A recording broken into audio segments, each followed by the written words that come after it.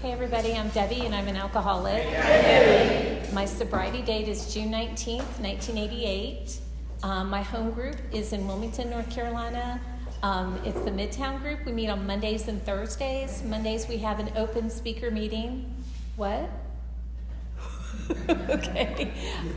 Mondays we have an open speaker meeting, and then on Thursday nights we have a closed literature discussion meeting where we study the 12 and 12, Language of the Heart, Daily Reflections, and then the traditions out of the 12 and 12. So thank you so much, Paige, for asking me to come speak, and Mary for making me feel so welcome, and for also y'all for praying with me before that. I appreciate it. I was just walking out to the hallway to go pray, and Paige said, wait, and he grabbed me, and they all circled up, and so I think, I don't know what's going to come out, but hopefully it's what God wants me to say, and I'll get out of the way soon. I get really nervous when I have to speak, but once I get started, sometimes it's hard to stop. So, but I will get us out of here by, 10 o'clock? Is that good? No. I grew up in Dayton, Ohio, the oldest of 4 kids, and I come from a very normal middle-class family, 2 parents. Was raised to go to church every Sunday. My dad worked every day. My mom was a stay-at-home mom. You know, there was no dramatic stuff happening in my family, but I was very dramatic. I remember just always being afraid and full of fear from a very early age, and I could not tell you why I had that fear. I don't know why. I was 6 years old laying in bed with this impending sense of doom, on a Sunday night before school, or just always future tripping, always thinking about what was going to happen or not going to happen. And when I came to AA, I learned that it was called self-centered fear. I didn't know about self-centered fear. I didn't have words for what that was. I just knew I would spend a lot of time daydreaming, fantasizing, and I was always looking for something outside of me to make me feel good, to make me feel better. And it was almost like I had this homesick feeling in the pit of my stomach, and I'd have it when I was at home. So, I was just, I was a mess from a very early age. I was the oldest. I remember the first year and a half of my life. I don't really remember it, but when my brother came along, I do remember feeling like, oh, I'm not getting all the attention. And then my sisters came along, and so again, I'm not getting all the attention that I wanted. They were taking things away from me, time and whatever from my family, and I just always felt not a part of my family. I used to fantasize that I was adopted or that I was sent there to spy on the family. Like I said, I had a very active imagination, and that still is with me today. Like I can completely have fantasy life in my head and made up fights in my head. I can argue with you in my head, have very dramatic situations in my head, but I was always in my head in my early years, and I didn't start drinking till I was about 16 or 17. I just wasn't exposed to alcohol. Like, you went to church every week, you went to school, you got involved in outside activities, and I did all those things. But like I said, I just never really felt a part of. And I remember some of my friends were going to parties and they were going to drink but not get drunk. And I remember thinking, that's kind of weird. Why would you do that? I would go to family events. I grew up in a Catholic family, so weddings were a lot of fun. Like, it was open bar, everything was there. And I would kind of experiment with that stuff, but I was not it didn't really do anything for me.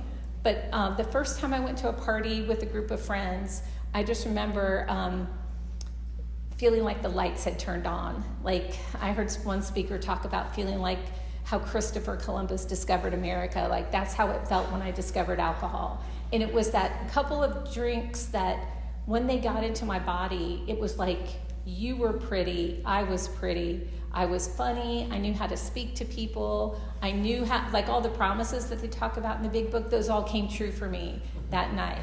Like, I just intuitively knew how to talk to people and be cute and funny, and I just thought, this is when I'm going to do this the rest of my life as much as possible.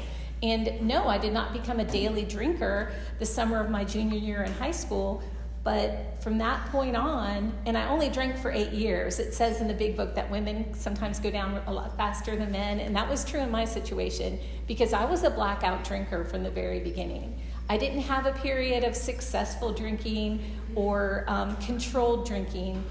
I was a hot mess from a very early age, but I didn't care. It was like the feeling that I got from alcohol, I was pursuing that feeling, and that's all I ever wanted, was to be a social drinker.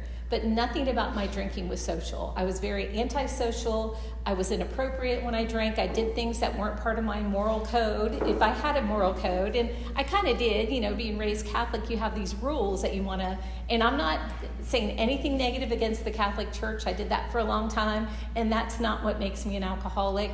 And I was not harmed in any way by the Catholic Church. I was actually set a very good example of how to behave, how to be kind to people, how to be a member of the community. But for me, once I started drinking, I was driving your car, I was making out with your boyfriend, my clothes were coming off in different places, and it was just not, it was not good. And I became this Dr. Jekyll and Mr. Hyde. So like by day, I was this goody two-shoes at school, and then at night I was drunk, and I was just out of control. And I did not know that it was like the thing that I thought was solving my problems was giving me new problems. And it affected my relationships. It affected my grades. I was on the drill team. I worked at the library, and I was a pretty straight A student my sophomore year of high school. By the end of my junior year, I was hanging out with the people that I was afraid to talk to the year before. And I was going to every party I could go to. I still had my job at the library because I needed money. But I dropped out of the drill team because any kind of extracurricular activities was taking me away from my only activity that I wanted to do, was drink. And I didn't know that I had an obsession. Like, I didn't know that I had a physical craving or an obsession, but I do know I had really, really bad hangovers. I would have hangovers that would last all day Sunday to Sunday night. And I didn't learn this till I came to AA, but drinking in the morning would have helped those hangovers. So you do learn some things around you people. But and I was just a mess. And I didn't know that I thought I wanted to be that way. I thought I was a wild person, and that's just how I was going to be. And I just thought, that my life was exciting. And if you didn't drink like I did, you weren't someone I wanted to hang out with. But the truth of the matter is I would do things and say things and conduct myself in a way that when I did remember what I did, I was horrified. And when you would tell me what I did, I was also horrified. But what was worse were the people who would just stop talking to me, or the ones that would not tell me what I did the night before. It was just that, and again, that sense of impending doom and like fear of the future, and all those things would come back. But then I'd start drinking again in this cycle. It was like I would feel better for a while, then I'd forget. So basically, that was my high school career. And a lot of kids were talking about going to college and getting jobs and doing things after high school. My goal was to go to Myrtle Beach for a week after high school. That was my goal. And I did, and I had a great time. And I came back from Myrtle Beach, and it was one of those weeks where it was fun. Like all my drinking was not a disaster. Like I did have some good times. But when I came back, I got into a relationship with somebody who drank more than I did. He was the alcoholic. All the attention was on his drinking, but I was right there along with him. And this was the man I wanted to marry. And I thought, this is going to be, this is the best thing that's ever happened to me, finding this relationship with this person. And all it was like a one-night stand that lasted for 3 years. Because I can't be wrong, I can't admit I made a mistake. And I can't, it's just, I was very delusional, and alcohol did not help that at all. I did stay in that relationship for 3 years, and basically what it did was keep me off the streets. I was drinking at home. He would drink a lot and pass out. Then me and his parents would talk about his drinking, and then I remember AA did come in 12-step in one time, and I kind of got nervous. I'm like, ooh, what if he decides he doesn't want to date me anymore, if he stops drinking, and, it would be good for him to stop drinking, but I'm not going to stop drinking, just all that stuff in my head. But anyways, once we broke up, I started getting totaling cars and getting DUIs, and it's not something I'm proud of. I had a lot of shame and just real that demoralization. The four headless, hideous horsemen. I had those feelings about my drinking and my behavior, but I didn't know how to get out of that cycle. And After my second DUI, I decided my problem is I never went to college after high school. That's what's wrong with me. And I decided I'm going to go to the University of Cincinnati. That was going to be my geographical cure because Dayton was the problem. So again, I was always looking for things on the outside to solve my problems and to treat my emotional, spiritual malady. I had no relationship with God. I quit going to church. Why would I go to confession to confess something I'm just going to do that night? So that was not an option. And my parents, they didn't know what to do with me. They didn't know how to raise an alcoholic daughter. All I knew was I was setting the example of what not to do for my brother and sisters, and they were just right behind me. My brother was a partier too, but he was really smart, and he was able to go to engineering school, and my sisters were able to go to college and do things. I just could never get any traction. It was like I was a mess, but I was going to go to college, and I moved to Cincinnati. And one thing is when I did have my second DUI, I did get sentenced to a treatment center for 10 days, and that's where I was exposed to Alcoholics Anonymous for the first time. And I just remember thinking, this book, it's written in the 1930s. Can they not afford more current literature? Do they not have any more up-to-date information? Like, what is my parents' insurance paying for, Thank God I was still on my parents' insurance. I went to treatment, I detoxed, I sat in groups, sat in tables, got to hear how everybody else spilled more beer than I ever drank.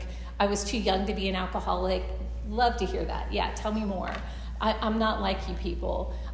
We would have speakers come in, and I would hear those speakers, and a little part of me would have that kind of feeling in the pit of my stomach, like, I can kind of relate to the things they're saying.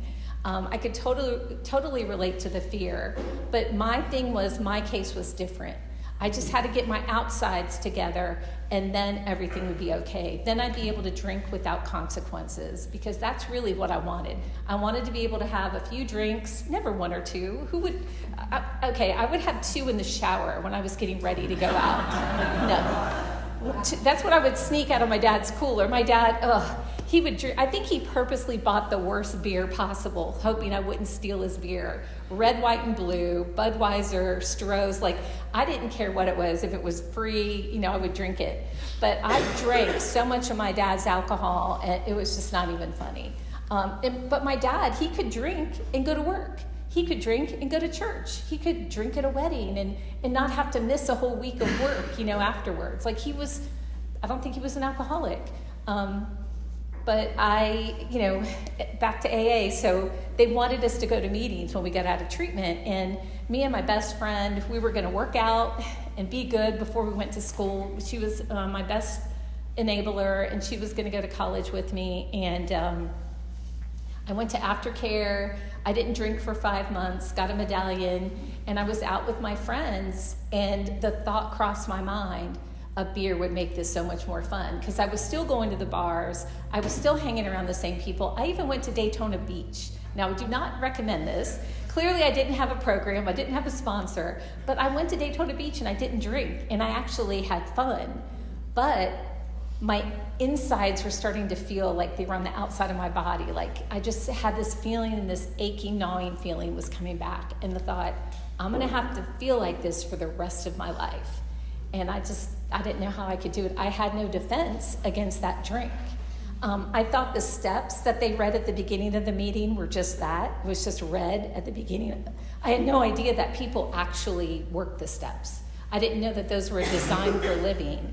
No clue, because I didn't get a sponsor. I didn't want to do any of that work. It just hadn't gotten that bad enough yet for me. I didn't think I was like you people. So, like I said, I was out at a club, and the thought crossed my mind. I ordered a beer. I had 2 beers, and I realized I am now a social drinker. I have achieved what I've wanted for so long. And it was like, yes, the AA police didn't show up. The room didn't stop. Everybody kept doing what they were doing.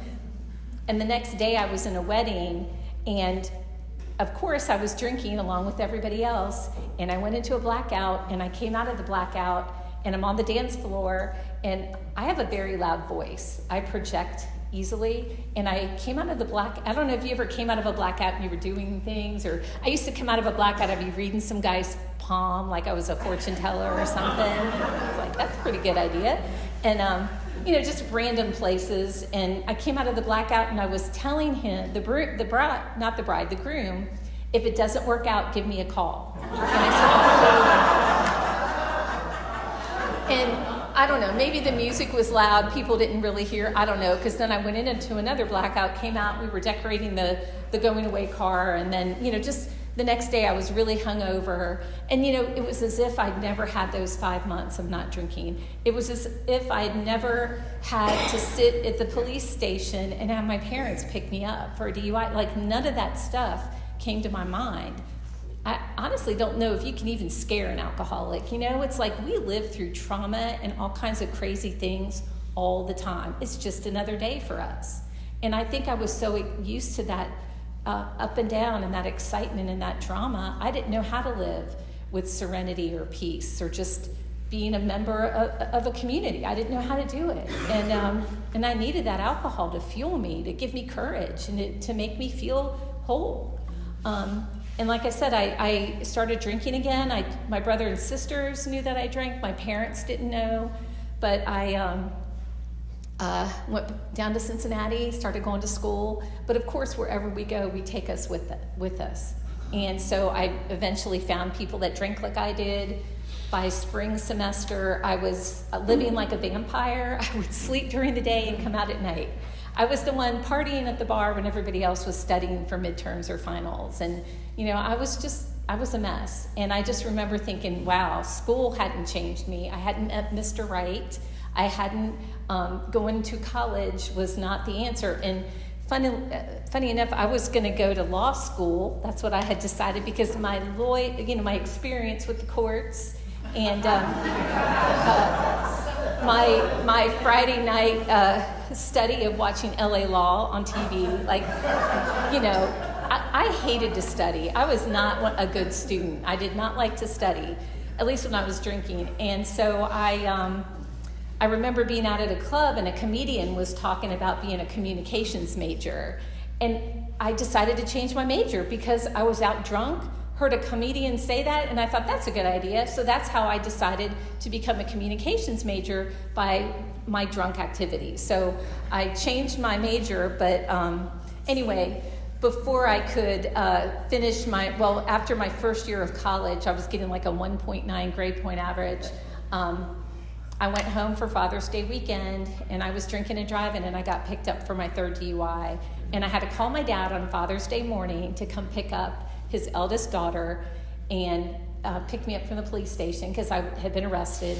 And my parents thought I had been sober this whole time. They thought I just relapsed the night before. And so I had to tell them. And everybody was home for Father's Day weekend. We were going to have dinner with the grandparents. And I was laying in bed with my usual Sunday, was laying in bed, hungover. And I was laying in bed, and everybody came and visited me one at a time, like at a wake, at a funeral, paying their last respects. Because seriously, for one day, I was out of ideas. I had tried moving, I had tried college, I had tried different boyfriends. I hadn't been married and I hadn't had a kid. But that was only by accident that those things hadn't happened. I was just like this pinball machine, like the ball in the pinball machine, just going off in all different directions. I had no really guiding force. I had no North Star to follow. It was just alcohol. Put the alcohol in me, and then I made decisions and did all kinds of things. And for that one day, I was out of ideas. And my parents wanted me to move back home with them, and I said no. I had a job on campus. They loved me in the history department. I don't know why, but I was going to go back and work on campus all summer. And that's kind of how we are. Like, when we work hard, and we can do a good job. But I was just never consistent with anything. I drove back to Cincinnati that night. My sister brought me back because she was going to college there. My younger sisters and brother, they were all off in their different journeys. My brother was at UC. My other sister was at OU. And then I was trying to make it at UC. And I went to the history department the next day and went to work. And at the end of the day, I locked the door because our lawyer that night said, you might want to go back to AA or go to treatment or do something to look good for the judge before your court date. So, of course, I was going to get a lawyer. I was going to have to go to court. And I got the phone book out and just started looking through the yellow pages for treatment centers. And I found a treatment center, and they accepted me so I could work during the day and then go to treatment 3 nights a week. And, of course, I was still on my parents' insurance, so they would pay for it.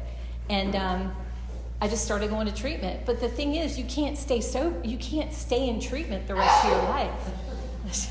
You have to come out eventually. You have to live in the world. And I would go out to treatment, and we would sit around and talk about our feelings and talk about things. And one night a week, a woman from AA would come out, and I didn't know at the time, but it was her institution meeting. And she would talk about the first 3 steps, and she would talk about this book. And come to find out, to graduate from treatment, you have to go to AA meetings, and you have to go get your paper signed. I'm a big procrastinator, so I put it off. And then I finally, one weekend, I went to this place in Cincinnati called Oak Street. It's this old clubhouse, looks like a haunted house. And they have meetings 3 times a day. And you go in there at noon, and there's businessmen, there's homeless people, there's bikers, there's college students. Every kind of person you can imagine is there for a meeting. And I think one weekend I went to 10 meetings there, and my roommate was like, you smell like smoke. Have you been to the bar? We could smoke back then in the meetings. And of course I was, trying to sit by the cute guys, give them cigarettes, and, just anything to get attention. Because again, when I go to these meetings, the women would come up to me and talk to me and give me their phone numbers. And when I went to the bars, I like to collect men's phone numbers, and now I'm collecting women's phone numbers. And I just remember feeling very depressed and like, oh my gosh, this is what my life is going to be like for the rest of my life. I'm going to be a nun, basically, is what I thought. And, I collected those phone numbers, never called anyone. And as soon as the meeting was over, I was out of there. I would walk all the way home instead of getting a ride with anybody. And, we would read out of this book, and I would go to a 5:30 Big Book meeting, and they would read, and none of the words made any sense to me at all. But when you went around and shared your experience of what we just read, it was like a whole nother book was opened up to me. And I started hearing what people were saying, and I started thinking, maybe I do have this thing. Maybe I'm not a bad person. Maybe I'm a sick person, and I'm afflicted with this. But, again, I still didn't want to get help. I didn't want to admit, that I couldn't do this myself. And I remember one night sitting in my apartment. I lived in a house off campus. I had roommates, and I remember sitting there rocking in a rocking chair, crying and thinking, I did not want to grow up to be an alcoholic, but I think I might have this. I think I might have this problem. And I made the phone call. I called that woman who I was seeing at the treatment center, and then I would see her at the meetings. It was like, she's stalking me. She was everywhere I went. And come to find out later, she had just celebrated a year of sobriety on July 1st. And she was at Oak Street that day, and she was feeling down because she didn't have a sponsee. And she was just like, when am I ever going to sponsor anybody? And she opened up her horoscope in the newspaper, and it said, a dynamic newcomer will soon change your life. And so, of course, she read that, and who talks about newcomers? We do. And so, of course, she's on the lookout. So I made that phone call to her. She called me back, and then the next night we met at Oak Street after the meeting, and she talked about what she did to stay sober. And she pretty much volunteered to be my sponsor. Now, I don't know if that horoscope had anything to do with it, but she was looking for a newcomer, and I didn't know I was looking for a sponsor, but one was looking for me. So I'm forever grateful to that person. She just celebrated 37 years this last month. And it's pretty amazing. And so what she did is she started talking about going to meetings every day, calling her every day, going to an institution meeting once a week. Had no idea what that was, didn't care to know, but I was just like, okay, because I was a people pleaser too. Like, I was going to say yes, and then I would complain to everybody else who could listen to me. She wanted me to hit my knees in the morning. I was like, okay. And then thank God at night. So pray to a God I didn't believe in, and then thank God at the end of the day. And I was just kind of like, okay, I'll do whatever you say, because I was desperate, but I didn't know that I was willing to. Somehow I had some little bit of willingness. And So she's like, what are you doing now? And I'm thinking, well, I'm going to go home and watch LA Law. But she wanted me to go to a meeting with her. And we went across the river to another meeting called Spiritual Fallout. And there was like 100 people there. And it was a speaker meeting. And I got sober on speaker meetings. I went to if I wasn't at a big book meeting, I was at a speaker meeting. And it was good for me because I needed to be in the book and I needed to hear how the magic happened for all you all, because I still didn't know if I wanted it and I didn't know if I believed it was going to happen for me. She was determined to take me to every meeting she went to. So we went to a lot of meetings. She was always willing to pick me up. If she couldn't pick me up, she would arrange rides for me. It was so annoying. Like, she was going to be out of town. She would have her sponsor or her sponsor's husband. I remember before every meeting, we'd stop at the gas station, get a soda to take to the meeting. And I'm sitting in the car. My sponsor's husband was Irish. And he has this like Irish music playing in the car, and I'm sitting there, and he goes inside, and this carload of cute guys pulls up next to me, and I'm sitting there, and I look over, and I've got this Irish music playing, and I just thought, I am a loser. Like, this is not how I envisioned my early 20s. I'm a college student, and but it was like just weird stuff like that would happen, and I would laugh about it, but I was also kind of like experiencing doing things without drinking. Like, I didn't even know how to go out to dinner without drinking. What was the point? First of all, I'm not going to spoil my buzz with a meal, so I really rarely went out unless it was to a Latina restaurant. We were going to have huge margaritas, then we'll go out and we'll get some food, but it was all about the drinking. And so we went out to dinner after the meeting, and her and her friend were just talking nonstop. And I was just sitting there drinking my Diet Coke and eating and just thinking, how am I going to do this? I'm not going to be able to function without drugs and alcohol in my system. But it was by doing those things is how I learned how to function. I learned how to have fun. And so what was happening is every week or every weekend, I was doing different activities. Most of them involved going to meetings, then going out after the meeting, and then talking about what the meeting was about, and then the meeting in the car. And it was just like, it was a lot being exposed to these people. It was like I was immersed in it. And it did feel like I was being brainwashed into this cult, but I needed my brainwashing because on my own, my life, got me DUIs, and it got me in jail and in strange places. One thing about my sponsor, she was involved in an active group of people that went to a lot of conferences. So we would go to Tri-State and Kentucky State. And I remember the first conference she was going to without me, I was thinking, oh, good, I'll get a break. She'll be gone for the weekend. I can just sleep in or something. And she called me the night before she was to leave saying that one of the girls couldn't go, so they had room for me to go. And I was like, oh, yay. And I hung the phone up, and I was like, oh, no, I'm not doing this. And my roommate, my drinking enabler, she had started going to OA at the time, and so she was all about prayer and meditation. And she goes, why don't you pray about it? And I was like, well, that's stupid, but okay. And so I hit my knees, and I just said, God, help me, because the thought of getting in a car with 3 other women, driving for 6 hours to a hotel to hear these speakers and maybe go to a dance sounded horrifying. I thought, that sounds like the worst idea ever. Without any kind of alcohol, like, no, do not sign me up for that. But I hit my knees and I prayed, and the next thing I knew, I was in a car laughing hysterically and going 6 hours away to be around people that were from Cincinnati, and everybody had name tags on. So I got to learn their names finally. And we heard speakers that were just amazing, and we'd sit in the front row and we would cry through every speaker. And we'd go to the Al-Anon speaker and we would cry through that speaker. And like I said, it was like I was getting this transformation without even knowing it.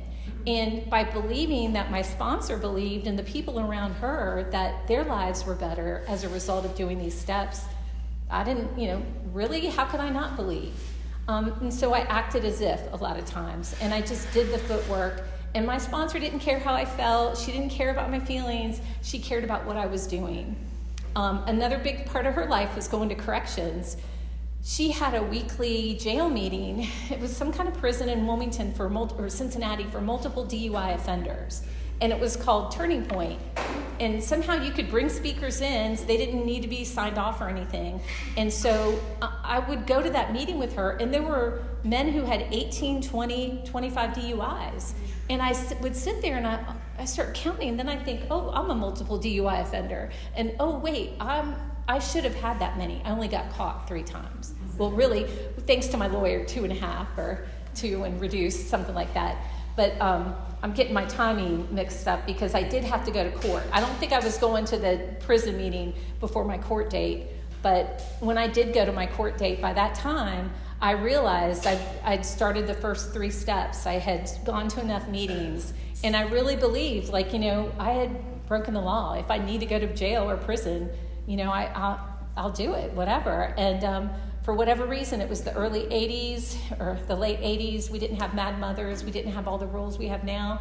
So I got really lucky. I didn't have to go to prison. I got 2 years probation, a year license suspension, and I was back in Cincinnati that night at my home group. The hardest thing about that first year for me was not having a driver's license. But that was the best thing that could have happened because I couldn't just pick up and go where I wanted. I had to ask people for rides. And sometimes the best part of the meeting was in that car with those people one-on-one. Because it's overwhelming when you're at a meeting this size or bigger. Everybody's talking at the same time. It's hard to hear everything. And I still had a lot of self-centered fear. I still had fears. I used to think early on that working these steps, my fears would be completely removed. I would be fearless. And I really believed that because I looked around at everybody and you all seemed fearless. You all seemed to just live your lives and not have any problems. And what I come to find out is that I get a connection with God, and then that helps me to walk through those fears. And going through my 4th and 5th step with my sponsor was just, it was life-changing. I had never told one person all those creepy stories that I had done. And we had a whole category of things that I did in a blackout that I couldn't remember, but I knew there was something awful there. And, and I realize now that, I always thought that I was this party girl and these were the situations I wanted to be in. But things that I did in a blackout, I'm not using alcohol as an excuse, but those were things that happened to me, and they do physically traumatize my body in some way, and it's taken years to work through some of that. And, I'm glad that I couldn't remember some of the nights. But it was demoralizing and it was shameful. And it was those things that I could talk about with my sponsor and then share those things with the women I sponsored. I got to start sponsoring women at about 8 or 9 months sober, I think. I was on my amends. And then, of course, my sponsor was really... And the thing about my sponsorship family is, once you had a few months, you were not the center of attention. It was about working with the newcomer. And their constant thought was on helping other people get sober. And they were obsessed about it. And going to those institution meetings, if you were at Oak Street on a weeknight, you would get asked to go speak somewhere. So when I tell you I was a communications major, one of my biggest fears was public speaking. The idea of speaking in public has always been terrifying to me from a very early age. At 3 months sober, my sponsor started taking me with her to the halfway houses, the psych wards, the jails, the prisons. And when you tell your story enough time, you realize, first of all, that, wow, I am an alcoholic. And I don't tell all the details that I used to tell when I tell my story. But you do get to realize, it's just not about you. It's about, this is what happened to me, but you can get better. You can actually find a place in Alcoholics Anonymous that you belong, and you can work these steps, and something can change. Because I was, at my first year sober, nothing on the outside had changed. I was still in school, still living in the same house, still had the same roommates, but everything had changed.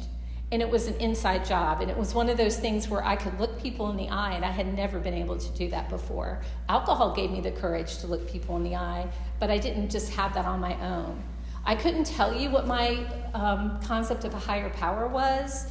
I still think I do believe in the Catholic faith and the Catholic God or higher power, but my higher power is a lot less judgmental than previously, and it's more of a growing relationship. It's not just one thing that never changes.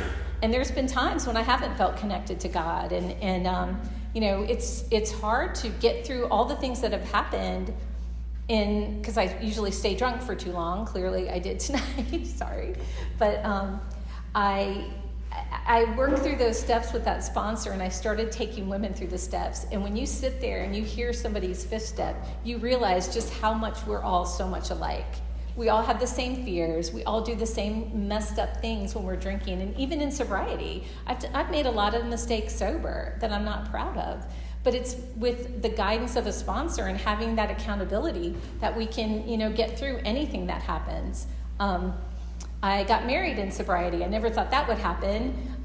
My dating history was not that great. I would always go for the guys that were bad guys. And my good friend Tracy was telling me I should go out with her brother. And I was just like, no, I don't think so.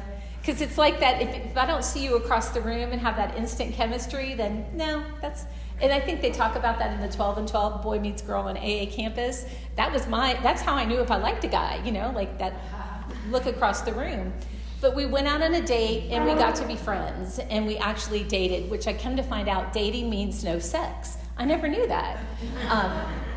So I did the actual dating thing, and that was new for both of us. And then we ended up getting married. And we had an AA wedding, but we also had a lot of my family there. So half the people were drinking, half the people weren't drinking. But my parents were paying for the wedding, so there was beer at that wedding. But you didn't even know it, really. I don't even remember that. But my sponsor was a chef, and she cooked the food for the wedding. It was amazing. And it was just, one of those things that we never thought. I never thought I would get married. I thought I was too crazy for that. And then we moved here to Wilmington. It was both of our dreams to kind of live by the beach. And we moved down here, and shortly after we moved here, we got a call from my parents that my brother had taken his life. And we'd only been here for like 5 or 6 months. I didn't even have a sponsor down here yet. I was going to Midtown. I was around some really powerful women in the program. I was actually doing a step study at my friend Debbie's house with Jennifer, and we were going through the book every week. But Debbie had 8 years of sobriety. I had 11, so I couldn't ask her to be my sponsor, could I? And but after my brother passed away and we went back for the funeral, it was like I had a new experience with Step 11 because I had to question everything about God. I doubted everything. I was angry. I was sad. It was just something we had never expected. He was bipolar. He had not stayed on his medication, and he went to AA, but he never was consistent with it and tried all these other things. And the fact of the matter is he was manic depressive, and he took his life. And it was hard. It was one of the hardest things I've ever gone through. When I got back to Cincinnati, it was evident that I needed to get a sponsor face to face. And I was already doing that step study with Debbie, and she agreed to be my sponsor. And she was somebody who wrote inventory on everything. She wrote inventory on her dog. She wrote inventory on mail that she got. And that's pretty much how I was sponsored. Like if I had a resentment, I have to write about it. I can complain about something all day long, but my favorite step is the 10th step because it gives me an action to do. I love to complain. I love to nitpick. I love to find all the problems. But if I'm able to put it through the columns and then see how I'm affected, and then where am I selfish, self-centered, dishonest, and afraid, and usually fear is the big thing, I read it to my sponsor, and then I have to wait. I have to wait for direction from God. And that's pretty much how I was sponsored. That's how my sponsor, Debbie, took me through the steps and became my sponsor here. And and again, when I moved here, it was so different in North Carolina than it was in Cincinnati. But I met a lot of my heroes were here. Keith Lewis, Tom I. Those were people that I would hear on speaker tapes or at conferences, and they were here. And the corrections here was insane. When I moved to Wilmington, there was a women's prison, and Mary and a bunch of people were taking the meeting in there. And I was so grateful that I got to get plugged into that because, again, corrections has been something that I've stayed with this whole entire time. And I truly believe going into the prison and jail keeps me out of the prison and jail. And I don't have to have the experience of being incarcerated to be of use to these women. All I have to do is bring in an AA meeting and talk about, this is what I do when I have fears. It sounds like you're afraid. Let's talk about it. We have an AA meeting at the prison and jail. Most of them are addicts. But eventually they become alcoholic. It's weird, kind of like me. Like, I didn't have this when I got here, but stick around you people long enough, you kind of get it. And so I've continued to do that. They closed the prison, so now I'm going into the jail, and it's a little different. It's not as, we can't, take them through the steps, and we can't meet with them. We can't give them our phone numbers or anything. But I never leave that meeting without feeling gratitude. Like, I have high-class problems today, but when I go out there on a Sunday night and take a meeting to these women, I just realize, like, my life is so good, and I should not even be here. I mean, I should be locked up. We have a 23-year-old son, and yeah, that's fun. It's like seeing your character defects come alive. Wow, you're just like me. I don't think he's alcoholic, but he is like a complainer and anxious. So we have that going through our family. So I don't know. Maybe a drink would help. I don't know. I've seen him spend money on Ubers. I was like, why would you waste your money on an Uber? And it's like, oh, that's what normal people do. They don't drink and drive, so who knows? Maybe. And he is so unimpressed that we're in AA. He never wants to hear us speak. He could care less. But you know what? He's never had to come home and worry if we're going to be dead or alive. He's never had to not have food on the table, not have money for school or books or whatever. So, it's those things. It's like, I always want a parade for doing what everybody else does all the time. I want balloons. I want a parade. See how great I am. And that hasn't changed. Real quick, my sponsor just passed away in February. About 5 years ago, she got cancer and got really sick, and I wasn't being as honest with her as I had been. And so I feel like I've been kind of unsponsored for the past 5 years. When she was going through the worst part of her cancer, I started talking to another woman and really getting honest with what was going on. And so I started working the steps with this other woman, and so by the time Debbie passed away, I had this other sponsor, but it was one of the hardest things that I've ever gone through. And I think if I could do anything different, I would have been more honest with her. Cancer or no cancer, it's like, this is life-threatening. My disease of alcoholism is life-threatening, and I can't worry about other people's feelings. I have to stay honest, and I have to stay accountable. And I'm only human. I'm going to make mistakes, and I'm just grateful that I haven't had to drink, and I get to continue this way of life. And the women that I sponsor just keep me solid. So without that, I don't know what I would have done. But it's not fair to my sponsees if I'm not being accountable to a sponsor myself. So that's where I'm at now. I've talked way too much longer than I thought I was going to talk, but I thank you so much for listening, and thanks again for having me. I hope that was